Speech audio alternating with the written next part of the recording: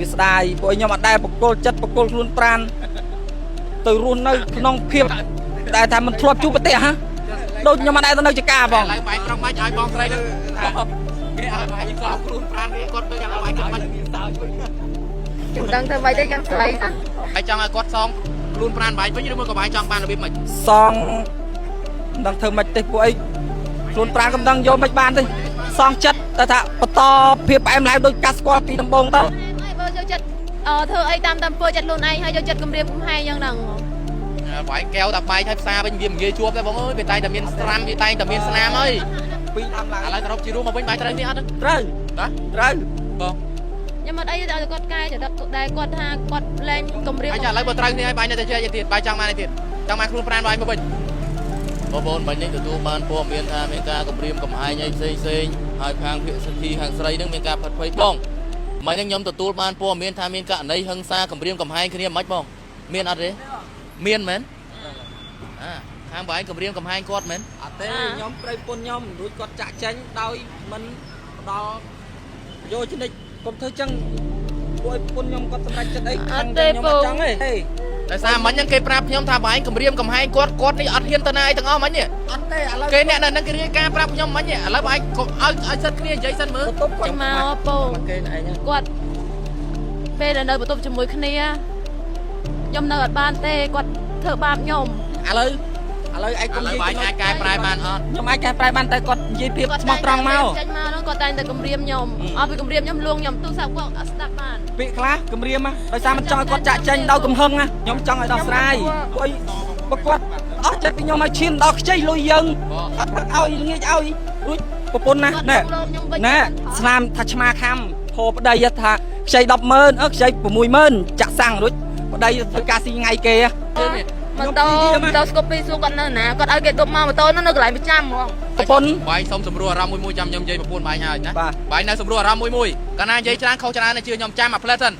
ឡូវបាយអាចលើកលែងឲ្យគាត់បានអត់ប្តីប្រពន្ធខ្ញុំចង់ឲ្យមានសារព័ត៌មានខ្ញុំចង់ថាបងឯងសួរគាត់វិញទៅថាគាត់អាចកែប្រែអីបានឲ្យខ្ញុំខ្លះពូម៉ែអើយខាងម៉ែក្មេងកុំប្រកាន់ខ្ញុំកុំប្រកាន់ពីកូនខ្ញុំអត់ដឹងថាតើរវាងតំណែងតំណងគ្រួសារបងយ៉ាងម៉េចខ្ញុំអត់ដឹងទេណាក៏ប៉ុន្តែខ្ញុំសំណូមពរធ្វើម៉េចយើងស្រួលគ្នាទៅអីបាទខ្ញុំគ្រប់សបែបយ៉ាងឥឡូវបងស្រីស្នាសុំប្រមាណលក្ខខណ្ឌប្រាប់គាត់មើលខ្ញុំប្រាប់តែមកថាចេះមើលប៉ុណ្ណឹងគាត់គុំខ្ញុំណានិយាយកំហុសគាត់បានឥឡូវខ្ញុំចង់សរុបជារួមមកឲ្យខ្លីងាយចប់តើបងស្នាសុំប្រមាណលក្ខខណ្ឌជូនអតីតដូចសង្សារផងប្រទេសផងតែចេះហេតុអីគាត់ចូលចិត្តមកលើកពីអ្នកមុនខ្ញុំមកម៉េចតែគាត់ក៏ធ្លាប់មានអ្នកមុនមកដែរខ្ញុំមិនលើកតពេកចាំទេដូចខ្ញុំចង់ខ្ញុំថាប្រពន្ធណាការរួមរយៈរស់នៅមួយគ្នាឲ្យតែមានថាជាតិថារស់នៅជាមួយជនជាតិចិនពូខ្ញុំស្អប់ណាស់ពួកឲ្យវាខុសពូជសាសន៍បញ្ចប់ដោយភាពស្មោះត្រង់ណាយើងមួយខ្ញុំអត់ចង់ឲ្យបាច់បាក់គ្នាទេចង់ឲ្យត្រូវគ្នាវិញប៉ុន្តែខ្ញុំសួរបងអូនស្រីសិនយើងមិនអាចបង្ខំចិត្តមនុស្សបានទេខ្ញុំអត់បង្ខំទេហើយយើងនៅតបាននឹងខ្ញុំតែខ្វះគេអ្នកគេមើលមកទេណាអញ្ចឹងខ្ញុំសុំសួរបងអាចសម្រួលឲ្យគាត់បានអត់អាចបញ្ចប់អាចទទួលនៅលក្ខខណ្ឌណាមួយទេបងខ្ញុំពេលខ្លះខ្ញុំចង់សម្រួលប៉ុន្តែលើកណាឲ្យតែខ្ញុំធ្លាប់ដល់ឱកាសគាត់ច្រើនតែគាត់នៅតែប្រើទង្វើតែដូចជាឌីខ្ញុំទៅធៀបទៅគ្រួសារខ្ញុំជេរម៉ែឪខ្ញុំ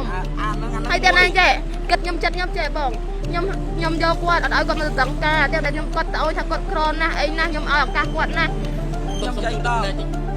ទូទឹកភ្នែកចុះពីមនុស្សអត់ដែលស្គាល់សោះឈៀតទៅដល់ការផឹកស៊ីមកយប់បងឯងកុំនិយាយរឿងហើយឥឡូវបងឯងហើយគេខ្ញុំសុំណាតើយើងអាចសម្រួលគ្នាបានអត់តើឥឡូវអារឿងផ្សេងគិតចោលសិនទៅសំខាន់សួរគាត់នេះគាត់ព្រមដល់ឱកាសបាយអត់បាយព្រមអត់ឬមួយក៏បាយអស់ចិត្តដល់លីងហើយបើមិនមែនអស់ចិត្តទេបងខ្ញុំចេញដោយសារខ្ញុំនឹងអត់ចិត្តដោយសារអីគាត់ចូលចិត្តថានៅជាមួយគាត់អត់តែឲ្យតម្លៃខ្ញុំចាឥឡូវខ្ញុំសុំឲ្យគាត់ផ្ដល់តម្លៃឲ្យបាយវិញប៉ុន្តែបាយអាចមានន័យថាអាចយកខ្លួនគាត់អត់បានទេနော်ឥឡូវនេះបានបងប៉ុណ្ណឹងបានគេទុកឱកាសឲ្យយើងកុំអាវែកញែកលើកកកគ្រឿងកកាយអីមកបន្តទៀតណាបាទប៉ុណ្ណឹងបងប្អូនដូចបានជម្រាបហើយករណីនេះឃើញថាឥឡូវយើងស្រួលគាត់ត្រូវបងព្រមណាហើយគេលែងព្រមទៀតឡើយប៉ុណ្ណឹងបាទឥឡូវបងព្រមណាចាបងប្អូនជាទីមេត្រីករណីនេះខ្ញុំបាទមានសារៈមាត់រហ័សដើម្បីត្រង់អត់មានអីច្រើនទេដោយយើងបានស្រួលគាត់ត្រូវហើយដែលគាត់ក៏ព្រមសហការនៅក្នុងការត្រូវគ្នាហើយឱកាសនេះខាងបងស្រីក៏ផ្ដល់ឲ្យខាងប្រុសជាលើកចុងក្រោយឥឡូវបងប្អូនខ្ញុំសូមបញ្ចប់ប៉ុណ្ណឹង